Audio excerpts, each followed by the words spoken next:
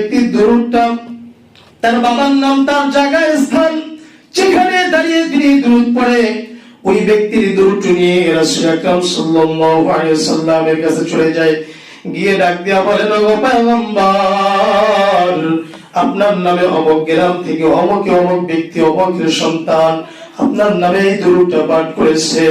আল্লাহর নবী রাহমাতাল লিল আলামিন ওই রওজা থেকে তাৎক্ষণিকভাবে সঙ্গে সঙ্গে তার এই দুরূদের জবাব দেয় এবং ডাক দিয়ে বলে, ও আমার ফেরেশতারা, যাও, যেই বান্দা দুরূদ পড়ল ওই বান্দার জন্য আমার পক্ষ থেকে 10টি রহমত তাকে দান করে দাও। সুবহানাল্লাহ। আল্লাহ রাব্বুল আলামিন ডাক দিয়ে বললেন, যখন দুরূদ পড়ে ওই দুরূদকারী ব্যক্তিকে ডাক দিয়ে বলতেছে, এই বান্দার জিন্দেগির 10টি গুনাহ মাফ করে দাও।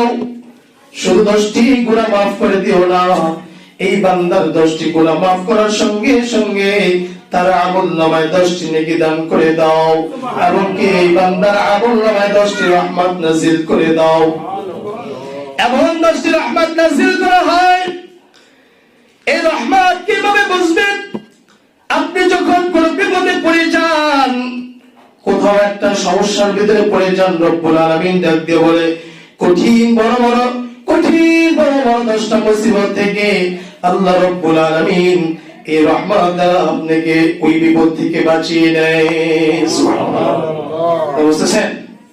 তাহলে কি বুঝলাম? যেখান থেকে আমরা দুরূদ পড়ি, এই দুরূদটি আল্লাহর রাসূলের কাছে নিয়ে যায়। আল্লাহর রাসূল ডাক দিয়ে বললেন, আরে দুনিয়ার মানুষ, কোন বান্দা বান্দি যখন আমার রওজার সামনে আসলো, আর আমার রওজার সামনে এসে আমার সামনে দাঁড়ায় যখন আমাকে সালাম দেয়, কেউ যখন বলে, আসসালামু আলাইকা ইয়া রাসূলুল্লাহ, আসসালামু আলাইকা ইয়া হাবিবাল্লাহ, কোন বান্দা বান্দি যখন আমার রওজার সামনে দাঁড়ায় সালাম দেয়, এই সালামটা কোন ফেরেশতা নিয়ে আসে না, আল্লাহ পাক রব্বুল আলামিন কোন ফেরেশতার মাধ্যমে সালামটা আমার কাছে নিয়ে আসে না।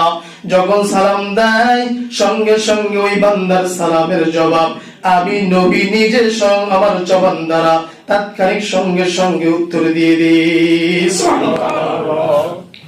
আচ্ছা বলুন।